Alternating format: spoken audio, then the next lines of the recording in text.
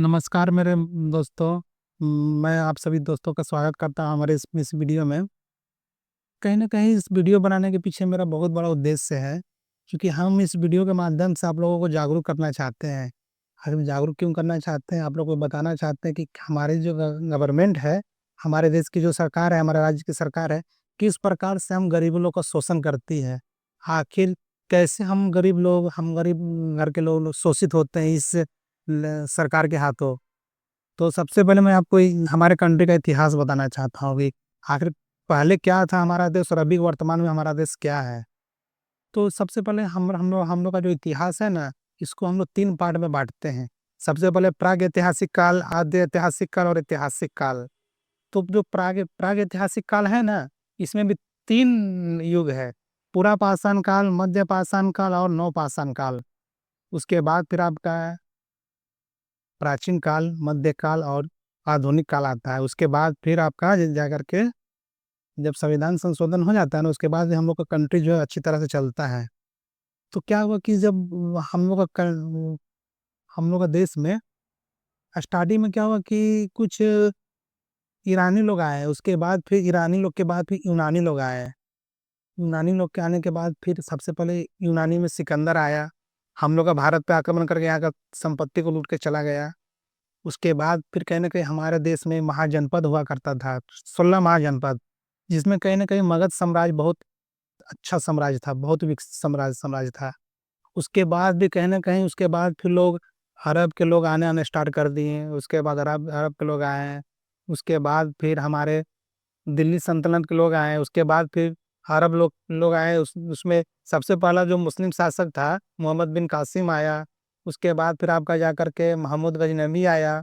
उसके बाद फिर कहीं न कहीं मोहम्मद गौरी जो आया ना, तो क्या किया मतलब हमारे देश की संपत्ति को लूट लिया।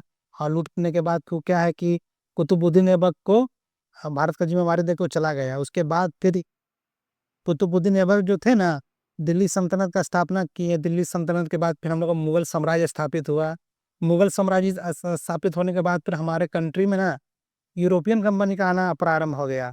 सबसे पहले पुर्तगाल के लोग आए, उसके बाद फिर डच के लोग आए जो नीदरलैंड के निवासी थे। उसके बाद फिर आपका अंग्रेज लोग आए, उसके बाद फिर आपका जाकर फ्रांसीसी लोग आए। उसके बाद फिर कहीं न कहीं अंग्रेजों ने हम हमारे कंट्री पे अपना सत्ता स्थापित कर लिया, करीब 200 वर्षों तक राज किया। फाइनली क्या हुआ कि हमारे जो कंट्री है ना, 15 अगस्त 1947 को आज़ाद हुआ। उसके बाद फिर हमारे देश को चलाने के लिए संविधान का निर्माण किया गया। संविधान का निर्माण करने के बाद हमारा देश नियम कानून से चल रहा था, समय-समय पे संविधान संशोधन भी किया गया। जो गवर्नमेंट को लगा कि भाई ये गलत है, तो उसके साथ भी संविधान संशोधन करके तो उसे सुधारा गया।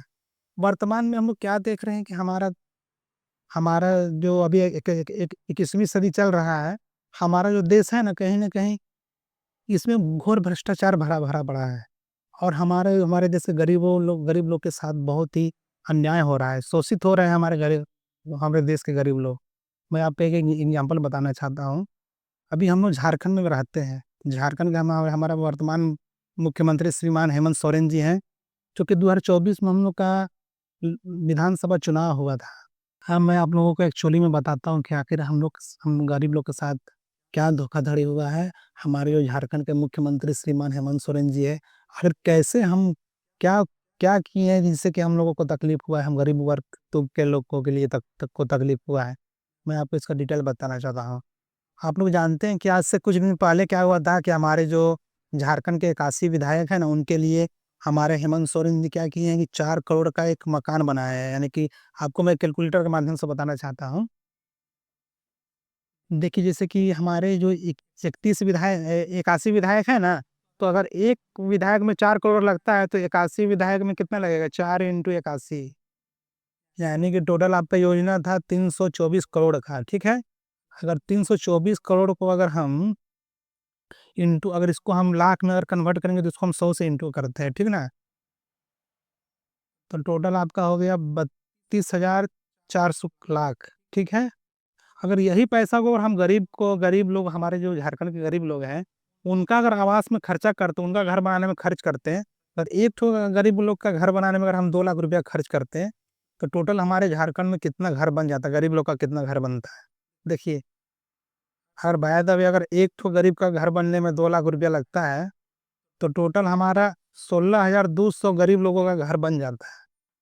बताइए, अब आप हमको बता दीजिए कि 1620 16,200 लोगों का घर बनना जरूरी था कि 81 तो विधायक लोगों के लिए घर बनाना जरूरी था हमारे झारखंड सरकार को? बताइए। अब मैं आप लोगों को बताना चाहता हूँ, देखिए आप लोग को पता नहीं, कहीं आप लोग गरीब घर के लोग हैं, आप लोगों के साथ जो भी शोषण होता है ना, आप लोग समझ नहीं पाते, लेकिन मुख्यमंत्री जी कोई ना कोई तो ऐसा चालाक आदमी जरूर है जो कि आपके इरादों को समझ पाएगा। हम लोग ने हम भी आपके इरादों को समझ चुके हैं। कहीं ना कहीं हमारे देश में जितने भी नेता लोग हैं, सब इरादों को हम समझते हैं, हम कुछ बोलना नहीं चाहते, हमको अच्छा नहीं लगता है बोलने में। ये कहीं ना कहीं मेरा दिल दुखा है, इसलिए हम आपको इस वीडियो के माध्यम से आप सब लोग को बताना चाहते हैं।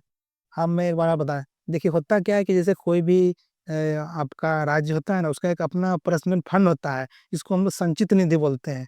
और संचित निधि में जो भी पैसा आता है ना, जैसे बात है प्राथमिक क्षेत्र का पैसा हुआ, द्वितीय क्षेत्र और तृतीय क्षेत्र से पैसा हमारे जो झारखंड सरकार में जो भी कोई भी राज्य में आता है ना, तो क्या है कि उसमें जमा होता है। वही पैसा से क्या करते हैं कि हमारा जो सरकार है ना, उसको खर्च करती है। हम गरीबों के विकास के लिए खर्च करती है, और हमारे क्षेत्र को डेवलप विकसित बनाने के लिए खर्च करती है। लेकिन क्या है बात है, हम लोग का पैसा क्या है कि जो विधायक लोग को इधर उधर खर्च करके हम लोग का पैसा को बर्बाद कर दिया जा रहा है। ऐसा मत कीजिए, ऐसा करने से कहीं ना कहीं हम लोग को लॉस होगा। हम गरीबों लोग के साथ शोषित करना थोड़ा बंद कीजिए। बस इतना ही मेरा कहना है।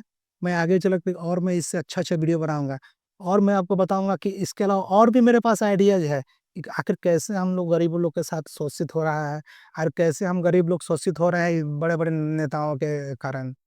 बस इसको बंद करना बहुत जरूरी है। कोई किसी ना किसी को तो आगे आना ही पड़ेगा ना। और कोई अगर आगे नहीं आएगा ना, तो क्या होगा कि एक समय क्या है कि गवर्नमेंट पूरा हमारे देश का जो लोकतंत्र है उसको खा बैठेगी। पूरा भ्रष्टाचार भी तो थोड़ा बहुत बचा हुआ है। आने वाले समय में 100% हमारा देश भ्रष्टाचार में तब्दील तब्दील हो जाएगा। धन्यवाद।